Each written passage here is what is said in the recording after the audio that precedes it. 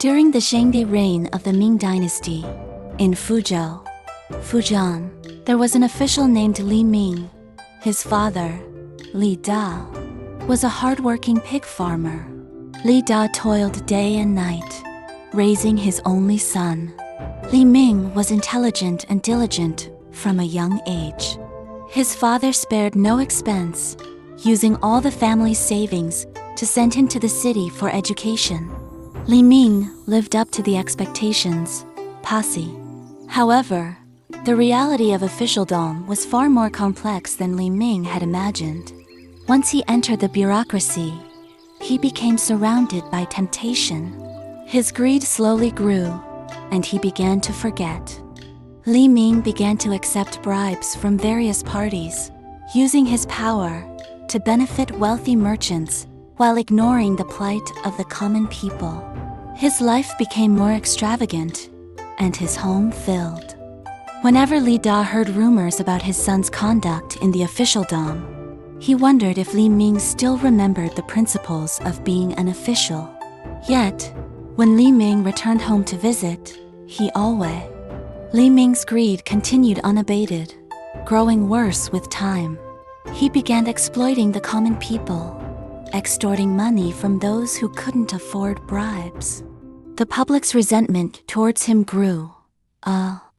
Despite the public outrage, Li Ming remained complacent, believing that as long as he was cautious, he would not be exposed.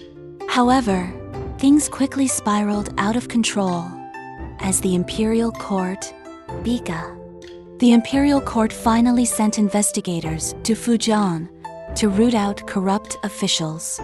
When Li Ming heard this news, he was filled with panic. He quickly submitted a resignation letter, claiming erg. Li Ming returned to his hometown of Fuzhou, trying to live quietly and avoid the imperial investigation. However, the people's grievances had already reached the authorities, and soon, the court sent. After being brought back to the capital, evidence of Li Ming's corruption slowly came to light, and the people rejoiced at the news. Li Ming could no longer escape the law's punishment.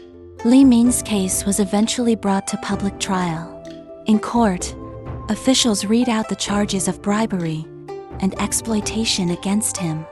The people were outraged upon hearing this and demanded sever. The trial proceeded swiftly, and all of Li Ming's crimes were exposed one by one, leaving no room for defense. In the end, the court sentenced Li Ming to death to appease the outraged public.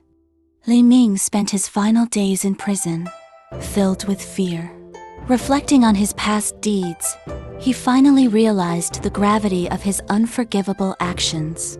Li Ming often thought of his father Li Die's earnest teachings from years ago, but now is too late.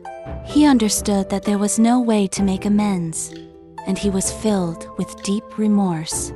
On the day of the execution, the people of the city crowded the streets to witness the downfall of the once powerful, corrupt official. The atmosphere was charged with excitement as everyone cheered F. Li Ming was escorted to the execution ground, his face pale with fear and despair. Once a man who had enjoyed great wealth and power, he now faced a tragic end. On the execution ground, Li Ming reflected on the steps that had led him down this irreversible path. His heart was full of regret. He took one last look into the distance, imagining the sights of Aich. The execution drum sounded, and Li Ming closed his eyes, bracing for his final fate. The crowd held their breath, waiting for the corrupt official's life to end. With a single heavy stroke of the executioner's blade, Li Ming's life came to an end. The crowd erupted in cheers as justice was finally served to the corrupt official who had caused so much harm. News of Li Ming's death spread throughout the city, and the people celebrated. The government used the trial and execution to demonstrate the authority of the law. The story of the trial became a poem. Li Ming's father, Li Da, although aware of his son's misdeeds, could not accept the reality of his son's execution. He often sat at the village entrance, quietly weeping, lamenting his failure to pro. The villagers, seeing Li Die's grief, couldn't bring themselves to blame him. After all, he had worked hard his entire life, only to endure the sorrow of losing his son. The village elders often came.